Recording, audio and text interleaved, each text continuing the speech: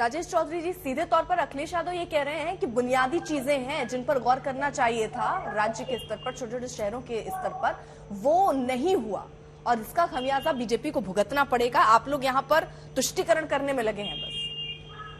देखिए, अखिलेश यादव जी को ये भी बताना चाहिए कि 2017 में जब मुख्यमंत्री से वो हटे, उस समय यदि महानगरों की रैंकिंग पूरे देश की देखी जाए तो 67 नंबर से शुरू होता था उत्तर प्रदेश का कोई भी महानगर।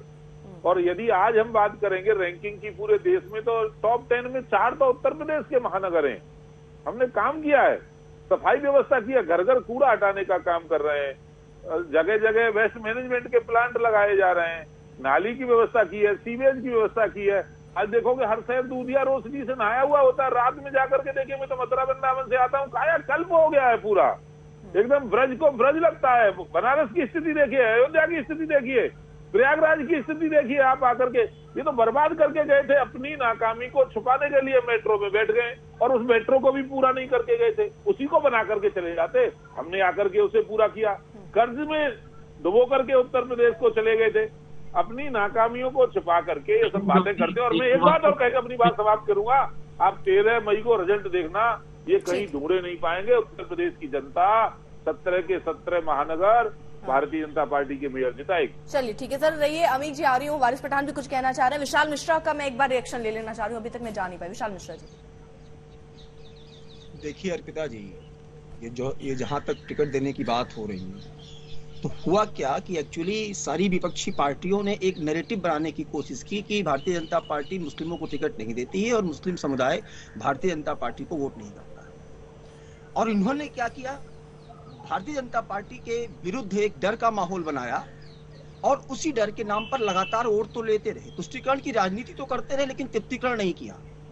सवाल करते हैं, समाजवादी पार्टी के प्रवक्ता भी कह रहे थे कि किसको टिकट दिया है, नगर महापंचायत के चुनाव में दिया है। मानवर, क्या लोकतांत्रिक प्रणाली में जब आपको मालूम है कि हमारे यहाँ 3 टियर सिस्टम है, तो क्या नगर पालिका और नगर पंचायत के स्तर का चुनाव नहीं है? आप उसको चुनाव नहीं मानते? और दूसरी बात मैं आपसे पूछना चाहता हूँ, आपकी सरकार थी, चलिए AIMIM के प्रवक्ता से पूछना चाहता हूँ, आपने कौन सा मुस्लिमों जो है समाज के लिए, पसमानदा मुस्लिम समाज के लिए आप कौन सी योजनाएं लेकर आए? और भारतीय जनता पार्टी के कार्यकाल में आप मुझे बताइए, नया सवेरा स्कीम, मदरसों के आधुनिकीकरण का कार्यक्रम, अरे विशाल जी, ये सब पुरानी स्कीमें हैं यार। सुन लीजिए आप सुन लीजिए, मैं आपके बीच में नहीं बोला, तो आप सुन लीजिए तथ्यों को। नई रोशनी की स्कीम, नए सवेरा की स्कीम, हमारी धरोहर की स्कीम, आप मुझे बताइए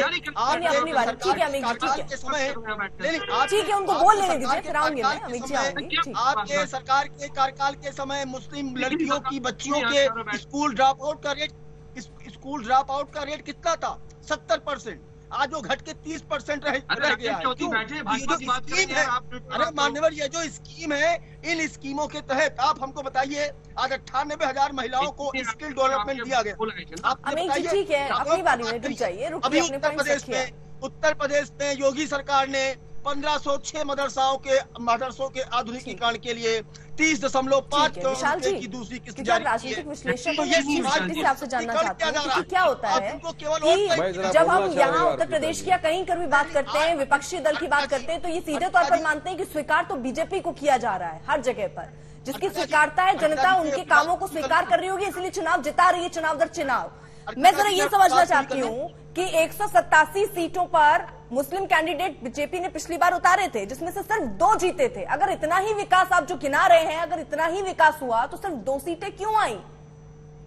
सुन लीजिए अर्पिता जी, एक बात और, जब से आदरणीय प्रधानमंत्री श्री नरेंद्र मोदी जी की सरकार बनी है, 9.8% मुस्लिमों को पद्मश्री के अवार्ड से सम्मानित किया गया है। ठीक, सुन लिया सर। इसके पहले की सरकार में कितने प्रतिशत लोगों को पद्मश्री दिया गया था? पूछिए इनसे। सर, सब चीजें चुनाव में जो रिजल्ट आते हैं उससे तय हो जाती हैं कि ये गिनाने से नहीं होगा कि जनता के लिए कितना किया। जनता को लगेगा कि मेरे लिए हुआ है, तो वो वोट के तौर पर सामने रखेंगे।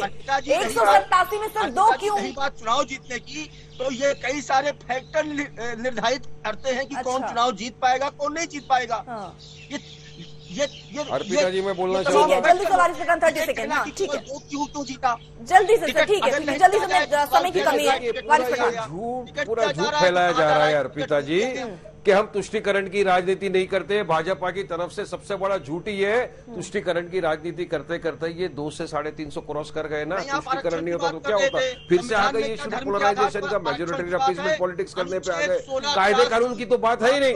उत्तर प्रदेश की अगर बात करूं मैं, देखिए मैं खामोशी से बैठा था, मैं आपके बीच में नहीं बोला, मैं आपके बीच में नहीं बोला, केवल धर्म जाति स्थान के आधार पर किसी भी मैं इसके बीच में नहीं बोला। कौन बोल रहा है बीच में? समय की कमी है, ऐसे तू में समय निकल जाता है और जो मुद्दे की बात हो जाती है वो कई बार छूट जाती है। आप सभी का बहुत बहुत शुक्रिया जुड़ने के लिए। तो कुल मिलाकर सवाल अभी भी बना हुआ है कि क्या जो चुनाव के रिजल्ट आपने स्वीकार था उसी के साथ है, या जैसा विशाल मिश्रा कह रहे हैं कि अलग अलग तय हो जाती है, जब आप जीतते हैं तो अलग अलग मुद्दे